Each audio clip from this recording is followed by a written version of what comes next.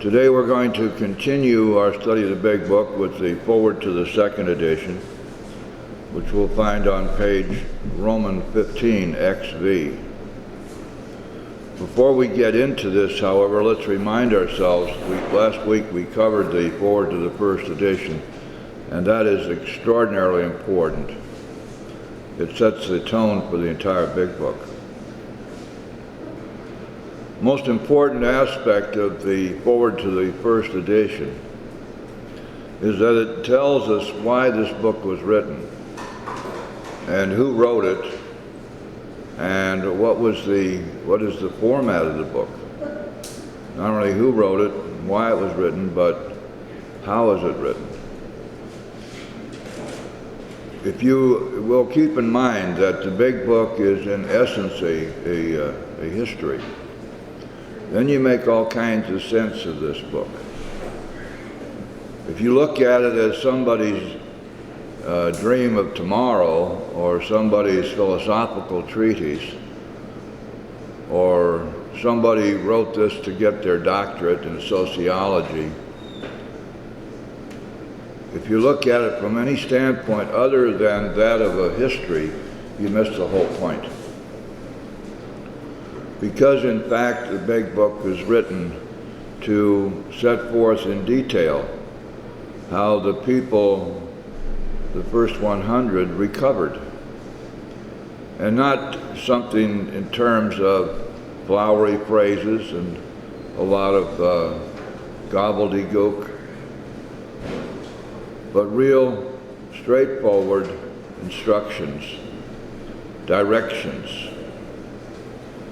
And you remember that they told us in the foreword of the first edition that to show other alcoholics precisely how we have recovered is the main purpose of this book. When you read the book, then, look at it as having been written from the standpoint of those who went before, who are showing us now, teaching us now, how they recovered. And when we do that, we don't get led astray by so much of this New Age AA, this baloney that's floating around out there. The people have a completely different and jaundiced view of the Big Book because of some of that stuff. And if we concentrate on the fact that we have in this book all the material we need in order to be very effective teachers, to help other people recover, and also that the directions contained in this book are here for us to follow. One of the things you're going to find, if you haven't already, that the Big Book doesn't lie. I've never found an untruth in it. And I believe that every word and every direction in this book was meant for me to follow. And I found over the years that if I do that, everything continues to work out just fine. And so that's what I continue to teach, and I'm hoping that those of you who are here today will do so as well, because if we do that, we're going to shed some new light on recovery, which is sadly lacking today. If you've gotten awfully tired of Problems Anonymous meetings, some of the other hokey-dokey stuff that's going on around the rooms these days, maybe you'll want to consider finding those meetings where the emphasis is on the Big Book and the steps in recovery in God, and an individual responsibility, and where the emphasis is not on some kind of group action, as if we were a gigantic encounter group of some kind, where the leader of the meeting does not consider themselves to be some sort of, what do they call them these days in treatment centers? Activator? No. Facilitator, yeah. But rather is someone who happens to be in the chair for today in order to guide the discussion into recovery, guide the discussion to the Big Book and the steps into God. There's one thing that you can always remember and somebody tells you that such and such is the way you should be doing it, you ask them the simple question, gosh, where's that in the big book? And where's God in that equation? If it's not in the book and God's not there, believe me, you can safely ignore it. Now, forward to the second edition, which starts on Romans 15, XV, written in 1955. Now, this is 20 years after the fellowship got its start in 1935. And already AA had progressed tremendously. By 1955, the fellowship was known worldwide and had established itself with a great reputation. That reputation came about in many ways, not the least of which was that people in AA and the AA groups themselves and the fellowship as a whole wanted nothing from others. We didn't have our hands out. Nobody was seeking to become a public figure, a star, or a hero. We kept to ourselves, we did our work, we did not ask for handouts, and we retained our anonymity at the public level. And as a result of that, the press and all the media people, the people in the professions and in religious circles came to trust us.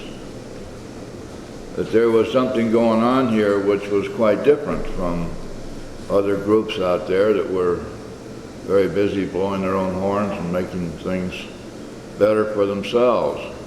We didn't do that, and we still don't today. AA has retained a wonderful reputation. So let's see what it says here on page Romans 15. This is the forward of the second edition. Figures given in the forward describe the fellowship as it was in 1955. When I came in 64, the numbers of members had jumped up about 100,000 or maybe a little bit more. I think it was less than 300,000 at that time. And keep in mind that right now, if we could get an accurate count worldwide, it's probably close to approaching 5 million by this time. The growth has been exponential. Since the original foreword of this book was written in 1939, a wholesale miracle has taken place. Our earliest printing voiced the hope that every alcoholic who journeys will find the fellowship of Alcoholics Anonymous at his destination. Already continues the early text, 2s and 3s and 5s of us have sprung up in other communities.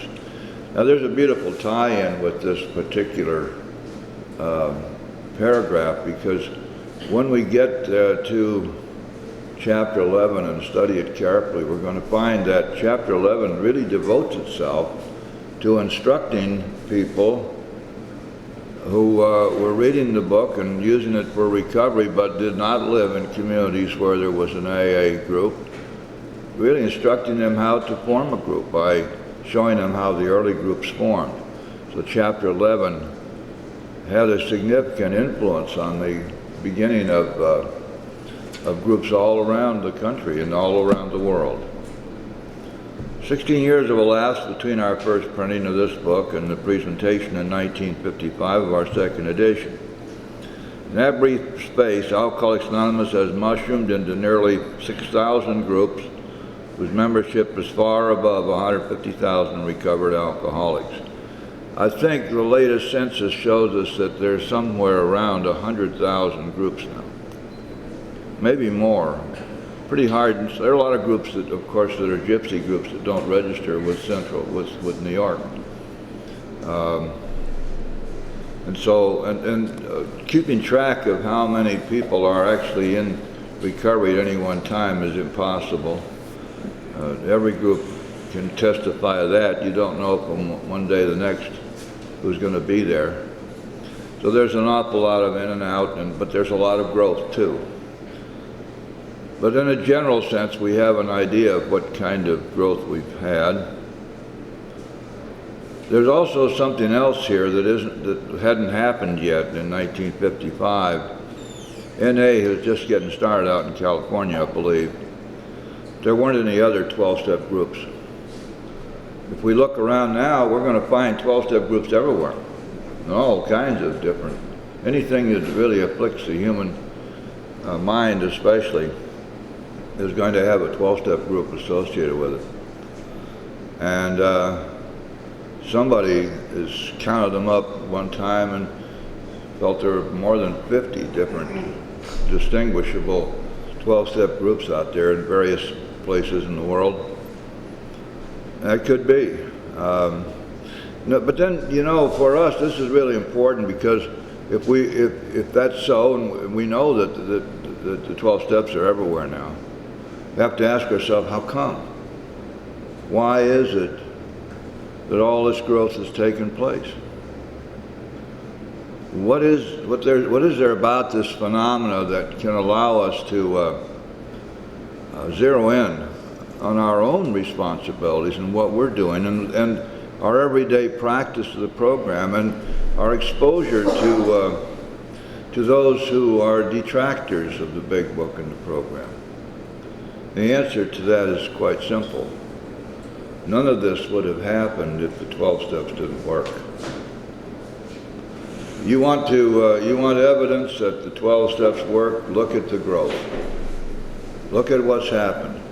You suppose that since 1935, when there were 2 of us, and now it's 2003, we'd have had this growth if we were dealing with some kind of mythology or somebody's hotshot idea of how recovery ought to work? The answer to those questions is obvious, isn't it? And so in 1955, we have above 150,000 recovered alcoholics. Now notice the use of the term recovered, and Bill used this a number of times in the book, and he used it advisedly. Now what does recovered mean? And we found that out in the foreword to the first edition, didn't we? These are people who have recovered from a seemingly hopeless state of mind and body. Does not mean that the disease of alcoholism has been cured, because obviously that has not happened. The disease being incurable and deadly, our hope being that we will have the disease placed into full remission as a result of working our steps and finding a power greater than ourselves. And of course, that's exactly what does happen.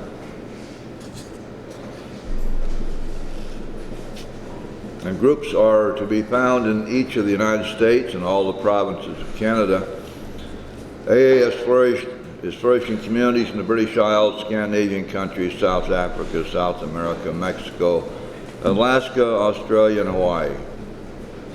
All told, promising beginnings have been made in some 50 foreign countries and U.S. possessions. Right now, if I'm hearing it right, we're in about 180 countries, and the Big Book has been translated into 27 foreign languages.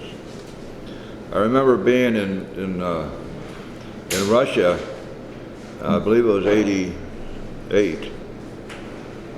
I went over there with probably the first AA group to ever venture into that place. And AA was not permitted because it was still a communist country, but AA was everywhere. They didn't have a Big Book in Russian, but they were using the Big Book in either French or German or in English.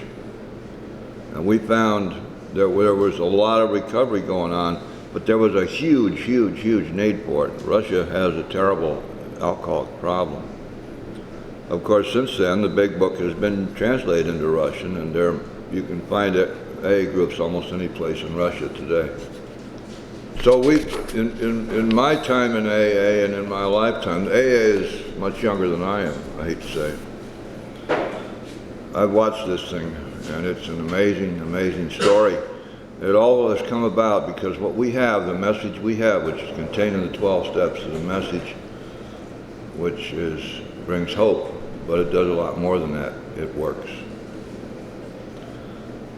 Some are just now taking shape in Asia. Many of our friends encourage us by saying that this is but a beginning, only the augury of a much larger future ahead.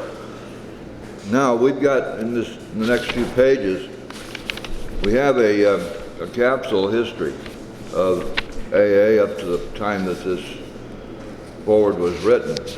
But this is very, very important for your newcomers to read and to grasp, because it's going to give them some feeling for exactly what has happened leading up to the printing of this edition, how AA got started, some of the problems they encountered and the troubles that they went through in order to get this thing off the ground and keep it running. And there are a couple of things that will become apparent in reading these few pages, and that is that all kinds of things had to happen, or we wouldn't be here. That in fact, that you and I are here today is a miracle in and of itself, because there were so many things which had to come together in exactly the way they did and at exactly the time they did, or there would be no AA. Perhaps something else would have sprung up in the meantime, who can tell? But as far as AA itself is concerned, the life of and the birthing of this fellowship depended upon one slender thread after another. And part of that is made obvious here in this foreword to the second edition. Let's take a look, for example, on page 16, XVI. The second paragraph, or first full paragraph. Here Bill is telling us about what happened when he went to Akron and met Dr. Bob.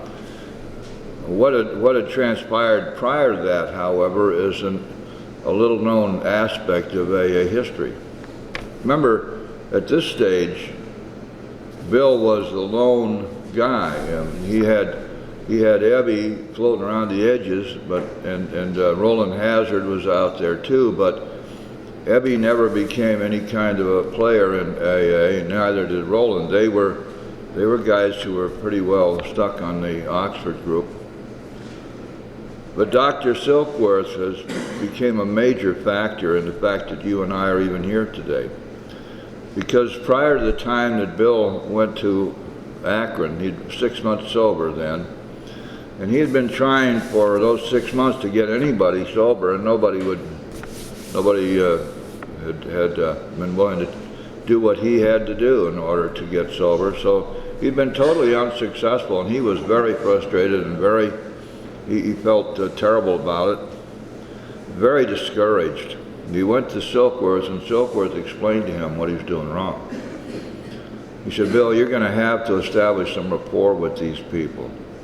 You can't just run up to them and accuse them of being an alcoholic and tell them to start praying and brag about your spiritual experience. You got to go a lot further than that. They're going to have to believe that in one way or another that you know what you're talking about, that you've been there before them. They have to be able to identify themselves with you. So you're going to have to let them know how you drank and how alcohol affected you and how you tried to stop and couldn't. You need to demonstrate for them through your story what you mean by being powerless over alcohol. And then he said you're going to have to hit them over the head with the fact that as an alcoholic, they are afflicted with a disease which is invariably fatal and is incurable. If they don't stop drinking, they're going to die, and they can't stop drinking on their own because they're powerless over alcohol. That's the quandary, that's the problem. And you're going to have to tell them how you recovered. And so when Bill went to Akron, he was filled with this advice from Dr. Silkworth. And by the way, It's important to understand that exactly what Silkworth told Bill back there in 1935 is what we find when we get to chapter 7. The first 7 or 8 pages of chapter 7 detail and expand upon exactly what Silkworth told Bill back there in 1935 and what he carried with him when he went to Akron and ran into Dr. Bob. Now, talking about slender threads, that our future hung upon those threads. We didn't know it. A lot of us weren't born yet. But right then, it was going to be decided whether or not we were going to be able to recover or not. Bill was in Akron to conduct business, and the business fell through, and he was desperate. And he had very little money left. He'd been counting on this business venture to bail him out financially. And he went back to the hotel that night, and over to his right, everybody in the bar was having a lot of fun, and you could hear the glasses with ice in them tinkling, and people are laughing and giggling and carrying on and having fun. And he wanted to go in there, and he wanted to say, screw it, and just get drunk. However, right in front of him was the message board, which had on it the names and addresses and phone numbers of the churches in town. That board, by the way, is still there, and there are pictures of it. It's kind of eerie to see a photo of that, because you can it just is, the picture is taken right from where Bill would have been standing, and so you're looking at what he saw, and you're saying, my God, everything hinged on that moment. Bill noticed the name of a pastor on that board and a phone number, and he thought, the only hope I have is if I can somehow find somebody to help. He took that number, he made a call. The pastor was in. Bill explained his situation. The pastor knew somebody. He said, I'm going to give you a phone number for Henrietta Sieberling. Bill recognized the name because she was the heiress to the Sieberling tire fortune. He said, the pastor said, I think she knows somebody that might be a candidate for you. Bill called, and Henrietta was in. And sure enough, she knew this guy, this doctor, and he was becoming the town drunk. And everybody had been trying to help him, but he just kept getting worse and worse and worse. Henrietta knew that he was a good churchgoer, and his wife was a wonderful person, and that this doctor really tried everything he could think of. He'd done everything the church asked him to do, and I think he'd even tried out the Oxford group at one time. So Henrietta said, well, I've got a corker for you. I got a guy that nobody else has been able to help. Maybe you can. And that's the way Bill met Dr. Bob. Now stop and think about it for just a minute. It had only been a week or so before this that he had been to see Dr. Silkworth and had gotten the word on what he had to do in order to get these drunks to listen to him. So when he met with Dr. Bob, he did exactly what Silkworth had told him to do. Now you and I are waiting in the wings over here saying, gee, I wonder how it's going to work out. My whole life hangs in the balance here. So Bill told Dr. Bob just exactly how he drank and what happened to him when he drank. He told him about the frustration, the despair. He told him about those horrible horsemen. He told him about the anger and the fear and dishonesty. He told him about selfishness and self-centeredness. He told him the physical pain and suffering. He told him about the 2 times in a psychiatric hospital trying to recover. Told about how when he would know that he couldn't drink anymore, and yet when the Obsession was upon him. He had to drink. He had no choice. And Dr. Bob was sitting there listening to all this. He said later, Bob wrote later, that he said Bill was the only person who ever talked to me about this who knew what he was talking about. And so Bob listened, as Bill established his credibility. Now Bob was a medical guy. He never heard of this disease of alcoholism. Not at all. That was something brand new to him. And when Bill told him about it, he was amazing. But it made sense to him because, you see, he had experienced it. He had experienced this phenomenon of craving. He knew that if he took one drink, he'd be off on another tear. So he was willing to listen further, and then Bill told him how he had recovered, and he stressed the spiritual freely. And Dr. Bob was very interested now because that's what he believed. He had a much more firm spiritual or religious foundation than Bill did. And so, as they say, the rest is history. Dr. Bob and Bill became, in effect, the founders of AA. Remember, it was only a few weeks later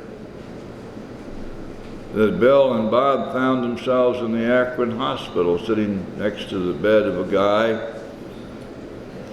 who was hopeless, helpless alcoholic. He was a violent alcoholic. He at one time was the mayor of the city. He was a lawyer. And he'd been busy beating up on nurses. They had him strapped down to the bed. And they'd given up on him. All they were trying to do was keep him quiet long enough to get him out of there, send him home. And Bill and Bob came in there, and that's the man in the bed. You see that picture all over AA. AA number 3. And they knew now what to do, and Bill especially, because he'd found out with Bob how this worked. So they sat there and they talked to Bill D. about how they drank and what happened to them when they drank and how they tried to stop and couldn't. Told him about the fact that he was a sick man, not a bad man, but a sick man. Told him how they'd recovered, what they did to recover. And Bill, at the second time they came to the hospital to visit him, he began to perk up a little bit. At first he didn't want to believe him. He said, "There's nothing you can do for me. I'm lost. Nothing works. I'm hopeless," he said. Well, that night when he was talking to his wife, Bill D. confessed to her that it was something that these guys had. The next day when they came to visit him, he said, "You know, I think I'm going to try what you've got." And here again, we're sitting out there in the wings, metaphorically holding our breath, saying, "Gosh, if this works, maybe we're on our way." Bill accepted the program that they brought to him. He never drank again. And he formed the first group in Akron. And on and on and on. There's one story like this after another. Let's read what Bill says here. We're on page Romans 16, XVI. Prior to his journey to Akron, the broker had worked hard with many alcoholics on the theory that only an alcoholic can help an alcoholic. And that's just as true today as it was then. That's why sponsorship. Somebody, the next president's wife, talked about only a village can raise a child. And some people around A have got it figured out that only a group can help an alcoholic. And they're both wrong. The broker had gone to Akron on a business venture which had collapsed, leaving him greatly in fear that he might start drinking again. He suddenly realized in order to save himself, he must carry his message to another alcoholic. That alcoholic turned out to be the Akron physician. Now, Bill had learned this lesson, and a good part of the lesson that he just recites here was learned while he was still in the hospital. You remember, Bill had worked the first 11 steps in the hospital. We find that on page 13 and a couple of preceding pages. On page 14, he is inspired to believe that he's going to have to carry this message to others. The 12th step was born right there. And one of the things that Bill came to realize was that if he failed to enlarge and perfect his own spiritual life through work and self-sacrifice for others, he could not survive the certain low spots ahead, and he would drink again. And that's what he carried with him. When he left the hospital, he carried that with him. This physician had repeatedly tried spiritual means to resolve his alcoholic dilemma, but had failed. But when the broker gave him Dr. Silkworth's description of alcoholism and its hopelessness, the physician began to pursue the spiritual remedy for his malady with a willingness he had never before been able to muster. And so these are the beginnings. Now, it's important to have your sponsees read this just to give them a beginning overview of the development of the program up through 1955. I suggest to you that it's not a bad idea for those of us that have been around for a while to use this as a review, to put ourselves back in perspective. Sometimes, it's so easy for us to forget where we came from. And you got to remember, when people walk in the doors right now and they view a meeting and they see what's going on, it's almost as if we've always been here. We have become an institution. It's tantamount to the same thing as walking into a church. Now, we all know that the church had to get started somewhere, but it seems like it's always been there, and there's always been a church around. Well, AA is almost brand new in terms of human history. Still a baby in a way. And it's easy for newcomers to not understand where we came from or what it took for us to get here. And one of the reasons it's so important for them to know this, and you need to teach this to them, that there is a whole pattern of development here, one miracle after another, one watershed event after another that had to happen at exactly the time it happened in order for the fellowship to even have survived in the first instance. For example, there probably wasn't another human being on the face of the planet who could have helped Bill Wilson in 1934 when Ebby came to his house, but Ebby was that one guy. Because Bill knew that Ebby was a worse drunk than he was. Bill knew that Ebby was about to be put away for life as an incurable alcoholic. And yet there he was, sober, and 2 months later, there he was sober, saying, "I've got religion." And then talking about a spiritual way of recovery, which he'd been taught by the Oxford group. Bill had to listen to Ebby because he knew he was telling the truth. He wasn't moralizing. He wasn't coming from some high plane of guruism or some high spiritual plane. He was just another drunk like Bill. And yet he had recovered. To all intents and purposes, he was a new man. And obviously, that was the one guy that Bill was going to listen to. As much as Bill loved and admired Dr. Silkworth, he accepted what Silkworth told him. But Silkworth couldn't keep Bill sober because Silkworth didn't have a program of recovery that Bill needed. Silkworth only learned in the next 2 or 3 years what was really going on. And all of his scientific stuff, all of his psychiatric stuff, none of it worked for the chronic alcoholic. And in the last part of the last sentence in Dr. Silkworth's opinion, he reveals to us what he found out. That though you may come to scoff, hopefully you'll stay to pray. Because he saw that prayer was what was doing it. But in the days that we're talking about, in the early first 3 years, 3.5 years, there was nobody who was espousing the spiritual solution to alcoholism the way we do today, because it had to develop. They had to figure out what was going on by trial and error. It was not until 1939 that Bill was able to write the 12 steps. They had never been written down before. They'd never been actually articulated in the form that that he finally wrote them. But he was the right guy at the right time to pull all that experience and experimentation and word-of-mouth stuff together in one place and write it down in 200 words, which are changing the world. Incredible, inspired stuff. And but for that, would we be here? I doubt it. And you can see that evidence throughout. And it's important for our new people to see that they are the inheritors of something magnificent, something unique in the whole world. And that what we're here for is to share that with them. Not to force them to do anything, but to share with them what we've learned so that they too can recover and then pass that on to the next person. X-I-X.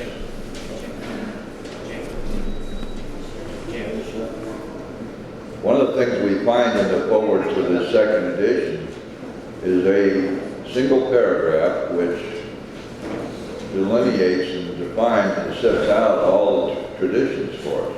And this is actually a very good rendition in a short short space of time of the 12 traditions.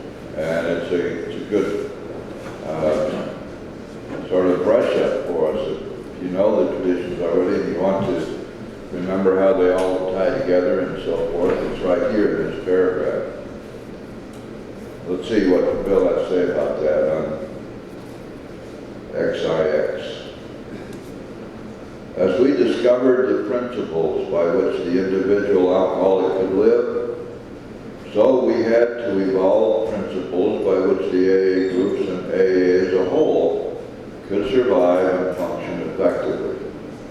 Now it's important to understand the use of the words here. One of the things we do when we study the Big Book is we parse the sentences. We take each word as it appears and we try to make sure we understand exactly what it's saying and what the significance is. First of all, it's clear from this statement that the steps are the principles and that we're learning principles by which we are to live. But what about the traditions? And here it tells us that we had to evolve principles by which the AA groups and AA as a whole can survive and function effectively. And so now we are being told, and it's true, by the way, that the traditions, the 12 traditions, are spiritual principles. As a matter of fact, when we get to the traditions, and we will somewhere down the road, we'll learn how to teach the traditions and what they all stand for and how they work. But one of the things which, in the meantime, keep in mind is, we talk about the traditions, we're talking about something which is far more than a bunch of rules. As a matter of fact, they're not rules at all.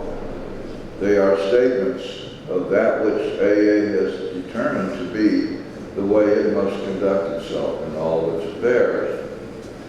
And when we look at it from that standpoint, because we're really dealing here with spiritual principles, we're dealing with a universal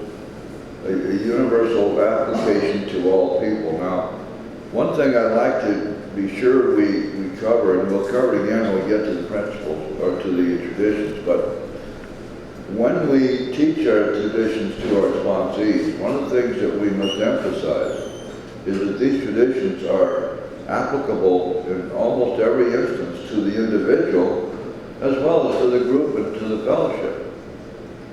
Because the principles that they state are principles which work just as well for us in our private personal lives as they do for our groups and for AA as a whole. Going on, it tells us this: it was thought that no alcoholic man or woman could be excluded from our society. Well, the only requirement for membership is the desire to stop drinking. And the upshot of that determination is that we are members when we say we are. And no one has the right to challenge whether we are an alcoholic or not. That's entirely our determination. Nobody else can make it for us. So there's a lot of gnashing of teeth and wailing and moaning around the groups about who's there and whether they're alcoholics or not. The truth of the matter is, it's any of our business. And if we try to make it our business, it's a useless act anyway, because we're trying to deal in foreign waters. We're not inside the person's head. And the only way this actually works is that we are self-proclaimed alcoholics and self-proclaimed members of Alcoholics Anonymous. You remember last week when we were studying the forward to this first edition, it was clear that the only requirement that we have in terms of identifying ourselves is that we're a member of Alcoholics Anonymous. There's nothing in the big book about constantly spouting off, my name is Jim, I'm an alcoholic. There isn't anything in the big book or in the tradition that requires us to avoid the use of our last name, except in public or in the media. By way of local tradition and custom that's grown up in much of AA, most people do not use their last names even around the group. And that's a shame. But I know hundreds and hundreds of people in this fellowship, and I know only a few last names. I've had the embarrassing situation many times of having to call the hospital and ask them how Susie's doing. Susie who? I don't know. Kind of a pretty little blonde girl. I think she might be up in your psych ward or someplace, I don't know. Well, sir, if you can't do better than that, how are we supposed to identify your Susie? And so it is a custom which has gone perhaps to great extremes. And as a matter of fact, it's kind of funny because although there's no prohibition against it, and it only makes common sense, we ought to know who each other are within our groups. People who announce their last names now are sneered at as if they were trying to be big shots or something, or that they were violating the tradition. That's not true at all. So, no alcoholic man or woman could be excluded, and notice the word could, not should. Could be. We have no power to exclude anybody who proclaims themselves to be an alcoholic. Our leaders might serve but never govern, and that's unique. I don't suppose there's any other society, maybe some of the other 12-step groups, although I'm not familiar with the way they conduct themselves. But certainly in Alcoholics Anonymous, the only society I know of where people are leaders but have no power to govern. And then you say, well, how can that be? It is not possible for an organization composed of human beings to conduct itself without someone calling the shots. There's got to be a steering committee, there's got to be a CEO and a treasurer, and all these people got to have power to enforce the rules and make sure that everybody toes the mark. And somehow or another, we keep on keeping on, even though we do not grant power ordinarily to our trusted servants. Now, of course, probably a lot of you have been involved in groups where that's not true, where a power elite has in effect usurped the real power of the group, which is group conscience, and ruled by terror and by intimidation and by gossip and just by the exercise of power and that people are afraid to challenge them. And those groups, unfortunately, when they let that happen, they don't last. That can be effectively the death knell of the group. Our leaders therefore might serve but never govern. Each group was to be autonomous, and there was to be no professional class of therapy. Now this autonomy, of course, again, here's another example of how loosey-goosey we are. And this is really a kind of an anarchical organization, because literally the individual group can do anything they want. Stairway group, which is who we are, we could we could fill this hour, for example, with a bingo party if we wanted. And then at 7:30 we could have a preacher come in and preach a sermon. And at 9:15 we could decide that it was going to be open hour for bitching, moaning, griping, and complaining. And nobody could say you can't do that. We wouldn't last, but for so long as we could hold it together, and as long as it was a novelty, we'd probably stick to it. We could start charging $10 to get into our meetings if we wanted to. Heck, we could go down to the local nudie bar and have a couple of girls come up and do a dance for us if we wanted to. And there's nothing in the traditions which would keep us from doing that, and nobody could tell us we can't do it. They would probably simply say to us, alcoholism is a self-feeding oven, and if you continue to do this, you'll destroy the unity of your group, and you won't last. And they'd be right about that. Probably the one thing that destroys more groups than anything else is money. If you want to destroy an AA group, just make sure that they got $40,000, $50,000 in the bank.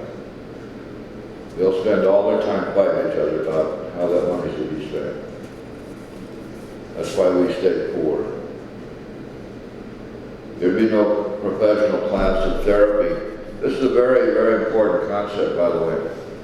As a matter of fact, the people I sponsor, some of them have the ambition to get their ticket and become a counselor, get into paid therapy work. And for me, because I love them, it's sweaty palms all the way because I know what's going to happen. It's not possible in terms of helping others to recover to serve two masters. And those of us who take that up as a profession have a very difficult time keeping our work at the treatment center and the clinic separated from our work as in 12-step work. So on the one hand, we're being paid for it, and we have to follow the agenda, whatever that is that's laid down by the people who are paying us. On the other hand, we're teaching 12 spiritual steps, and we're following 12 spiritual traditions. Some people are able to do that, but it's very, very tough. It's almost like living two different lives. It's a schizophrenic type of thing. But we in AA do not have a professional class. There are a few people, by the way, who trade upon AA and make money out of it. They're called interveners. I haven't noticed any of that breed around in South Florida, but you find them in other areas, particularly California. And people who advertise and identify themselves as members of AA, and that their purpose is to be interveners. What they do is they sit down with a family with a drunk who's out there probably sopping up the booze right now, and the family sits there and they get a couple grand out of up front, and then the deal is that the family's supposed to isolate this drunk, and at a certain place they're going to make that drunk available to the intervener who's going to, in effect, kind of body snatch him. Then the intervener goes over to the treatment center, with which he or she has a deal, and makes arrangements for a bed, and then they bring this poor drunk in. They get a bounty for doing that. So some of those folks make pretty good money, but if they're really alcoholics, they don't last long. They go back out drinking. There were to be no fees or dues. Our expenses were to be met by our own voluntary contributions. This is one of the most important things that we do, guys. Very few things are more important than the fact that we're self-supporting through our own contributions. We are beholden to no one. Can you imagine if every year our treasurer had to prepare an application for a grant, or to one of these grant-making outfits, or to the the federal government. You know, last year we spent $246,000. This year we need $322,000, and here's why. Bull, and then sign it and send it off, and then everybody sits around waiting to see if they get the money or not. And we don't do any of that. We never hound anybody for money. And that means that our credibility remains extraordinarily high because we want nothing from the gov, we want nothing from the private sector, but we give everything that we can. And everybody else in this whole world is doing that, just us. There was to be the least possible organization, even in our service centers. Our public relations were to be based upon attraction rather than promotion. That attraction, not promotion, by the way, is misused all the time around the rooms. It'd be a good idea if we understood where it comes from. Not talking about how we work one with another. It's not talking about what we do in our groups or with the people who come into our meeting. It's talking about AA at the public level. We're not out there promoting ourselves or running ads or any of that other stuff. We're there to acquire people by reason of attraction, but not by reason of advertising or self-promotion. People always are quoting attraction, not promotion, as if somehow or another this gives license to us to be lazy, to refuse to work with somebody who's new, to refuse to sit down with them and say, gee, can I help you? What's going on with you? Well, if she wants what we have and she's willing to go any length to get it, then she'll let us know. It's attraction, not promotion. In the meantime, let's be sure that we get to the dance this Saturday night. It was decided that all members ought to be anonymous at the level of press, radio, TV, and film. Now, there again, this is really interesting stuff. And remember that it's talking about all members. That means this is an individual responsibility, not a group responsibility. But it has only to do with the media. Anonymity has nothing to do with the way we are with each other within our groups. It has everything to do with anonymity at the public level because the 12th tradition doesn't have anything at all to do with pandering to fear. We're not concerned about the fear that somebody might know that we're recovering alcoholics. Behind the 12th tradition is this absolute necessity that we practice humility, that we be willing to sacrifice our normal, natural need for acclaim, for notoriety, for some kind of hero worship, that we're such great guys. Look at me, I'm recovering.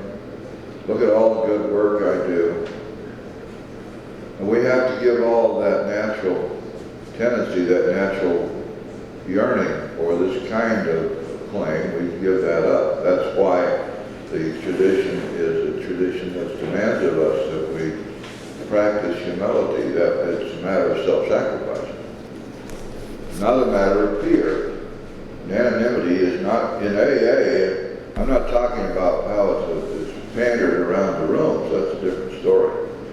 So much of the time when the meeting is closed, a statements are made which would indicate that we're scared to death that somebody might know who we are.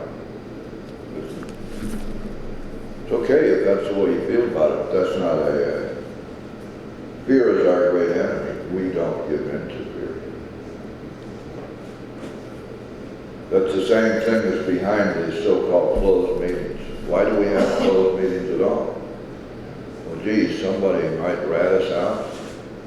There might be a spy, I guess, or some lady who's taking her master's degree, writing her thesis, and she might write us up. She's sitting here auditing our meetings, naming names and all this stuff. We can't have that. So what happens is that we exclude anybody that we don't approve of. We exclude anybody who's not willing to identify themselves as an alcoholic. That's balderdash. We close our doors on a huge number of opportunities to be helpful when we do that. And in no circumstances should we give endorsements, enter alliances, or enter public controversies. Now that particular tradition goes back into the 1800s.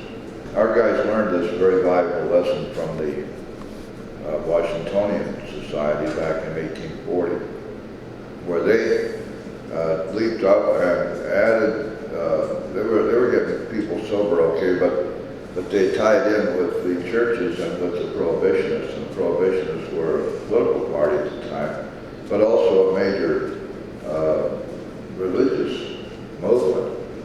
And so the Washingtonians, though they were kind of forerunners of AA, made the terrible mistake of identifying themselves and letting their name be used to foster the prohibition movement.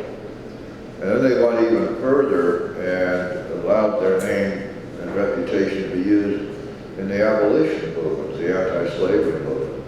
So they became identified with these political and religious movements, and they lost their own identity. And our guys knew the history of the Washingtonians. And matter of fact, you can find that if you get on the net. It's out there somewhere.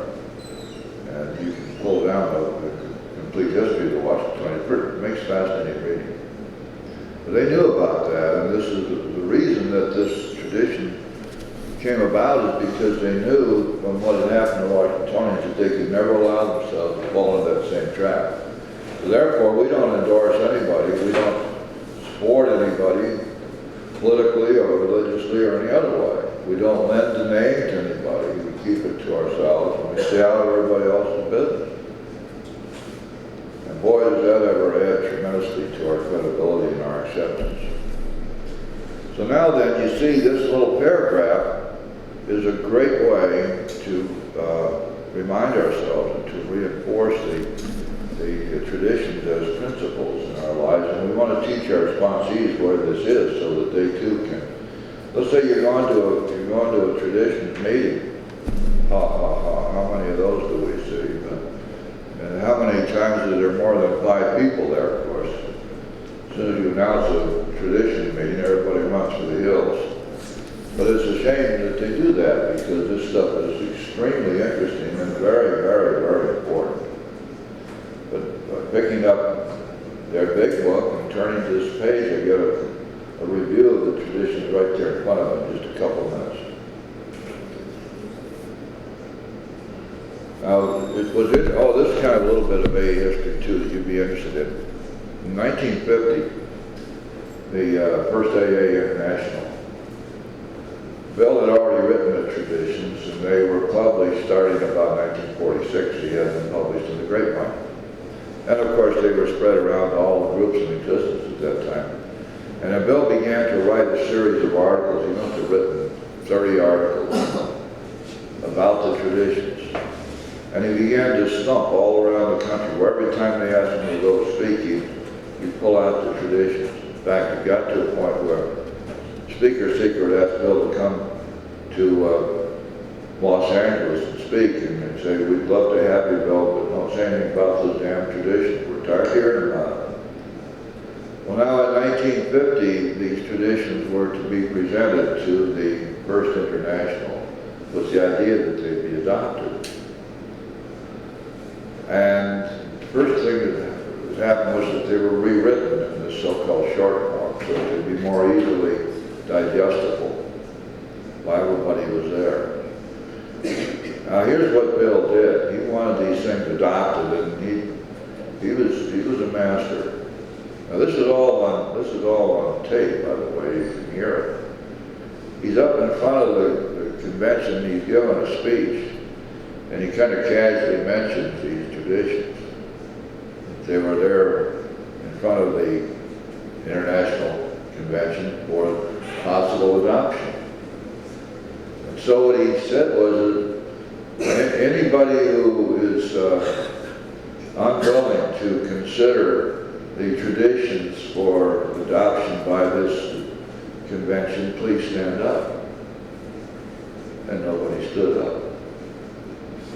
Then he said, anybody who is not for adoption of these traditions by Alcoholics Anonymous as a whole, he gave him the negative, please stand up.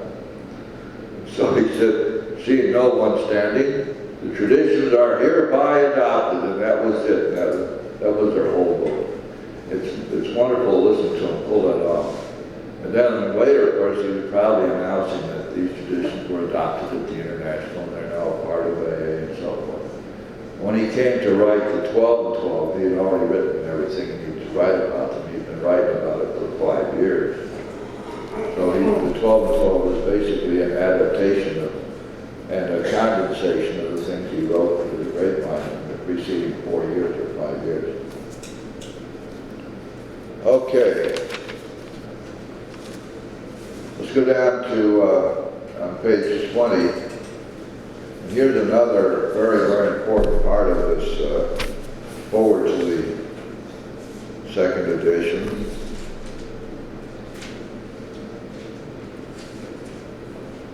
The second full paragraph starts about 2/3 of the way down the page. Alcoholics Anonymous is not a religious organization. Neither does AA take any particular medical point of view, though we cooperate widely with the men of medicine as well as with the men of religion. That we are not a religious organization is only the beginning of that particular discussion. Let's consider the ramifications of that. If we are not a religious organization, then we should not ever be promoting any particular religious point of view, should we? And we should assiduously avoid any taint of religion in terms of what we teach, in terms of AA protocol or AA orthodoxy. We leave, of course, the practice of religion up to the individual. And this is as it should be. And many people in AA who practice their AA with a lot of religious fervor. And they see much religious significance in what we have. And perhaps they're right. But AA itself is designed to be appealing and applicable to every human being, regardless of their religion or lack of religion. There is a statement in the 4th chapter which states this very clearly. It tells us that the realm of the Spirit, it says, is broad, roomy, all-inclusive, never exclusive or forbidding. It is open, we believe, to all persons. And we forget that so much of the time. We close our meetings, we have special purpose meetings.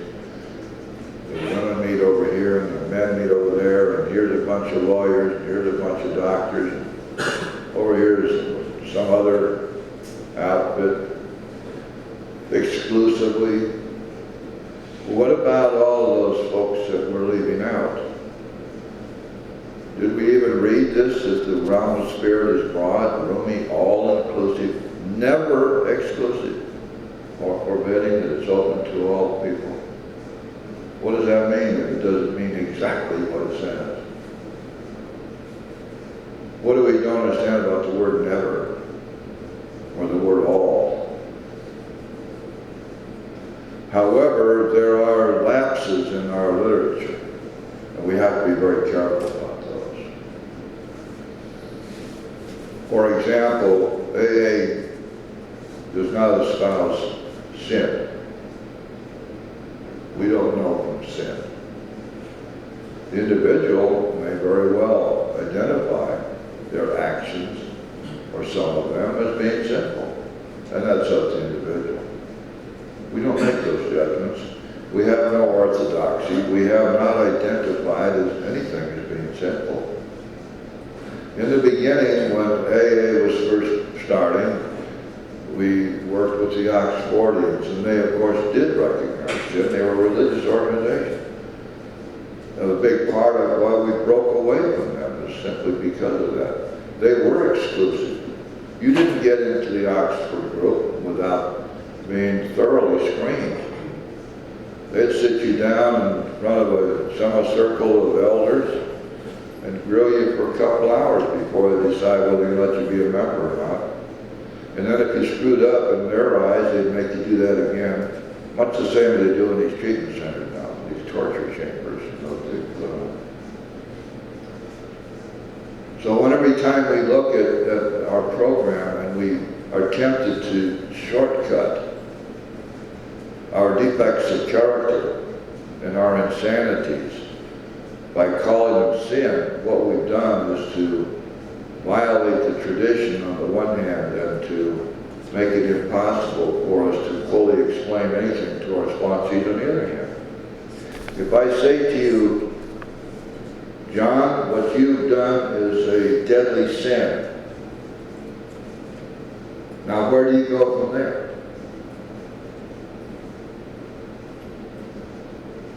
I don't know. I'm not an ordained minister or priest. I suppose if I were and I could give absolution or something, I'd have some place to go. How do, once having sinned, where do you go from there? Now this can be answered easily by the individual when they practice their own religion, but in AA, we don't offer solutions to sin. We offer solutions to defects of character, and to insanity, and to spiritual bankruptcy. And the solutions we offer have nothing to do with any religion. They have to do with identifying the actions or the motivations or the attitudes, and then admitting those to God, to ourselves, and to another human being, and then taking what we found to God and asking Him for relief from these defects. And once having identified them, once having done our part in finding out what it is that's wrong with us, then we're able to take these to God and ask Him for help. And He gives us that help. Guaranteed. It always works that way. So we have to be careful about this religion stuff and about utilizing, for example, prayers, which are religious prayers. Within the groups themselves, there are all kinds of variations on that theme. Some groups like to use the Lord's Prayer, some don't. Some like to use the Serenity Prayer, some don't. Serenity Prayer is something which was composed by Reinhold Niebuhr, a great theologian in New York, composed for his congregation, and we picked it up years later. And it sort of became the AA prayer. And yet, there are many groups that don't use that, and that's entirely up to them. The St. Francis prayer is a religious prayer. Has no business being in our official literature at all. It shouldn't be there. It could be there by way of illustration. Of course, anybody who wants to use it for themselves alone, that's fine. To call it the 11-step prayer is a total misnomer. It isn't, and it can't be. That is, it can't be if we understand that we do not in any way authorize or identify ourselves with any particular religion. There are some things here which I guess the reason I'm going into this is that we need to be consistent, guys. If you're a sponsor, please be consistent with what you tell your sponsees. You tell them what it says here, that we're not a religious organization. We don't in any way identify ourselves with or teach the precepts of any particular religion. And then turn around and offer them something as AA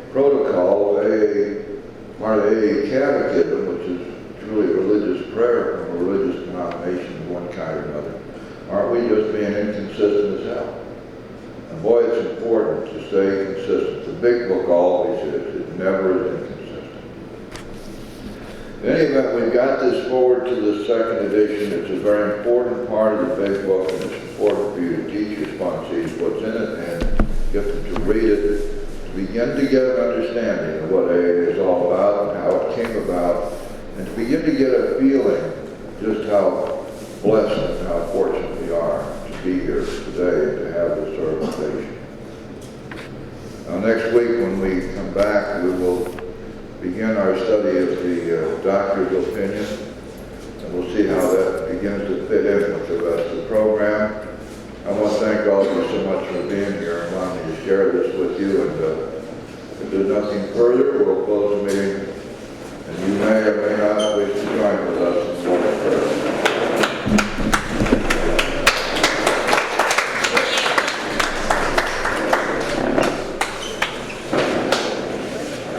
Thank you, Jim.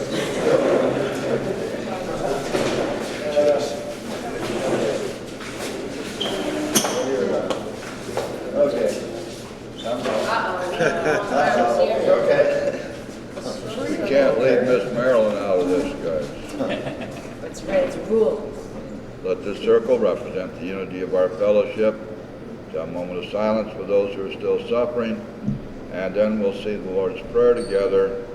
Please remember that in our group we don't say anything after we say amen. Thank you. Lord's Prayer. Our Father, who art in heaven, hallowed be thy name. Thy kingdom come, thy will be done, on earth as it is in heaven.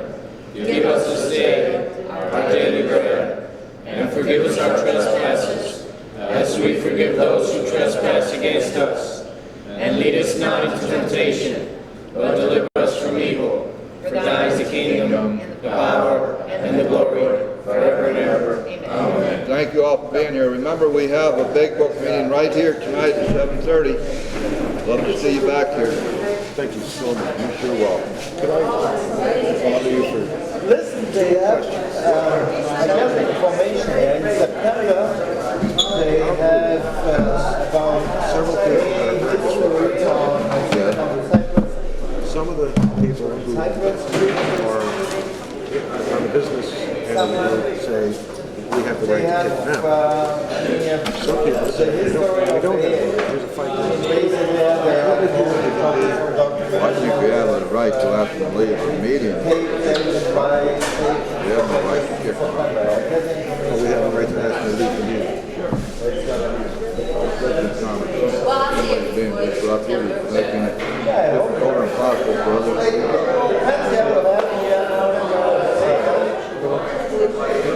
I hear that. Second one, Rule 64. I can't find it. I read it a long time ago.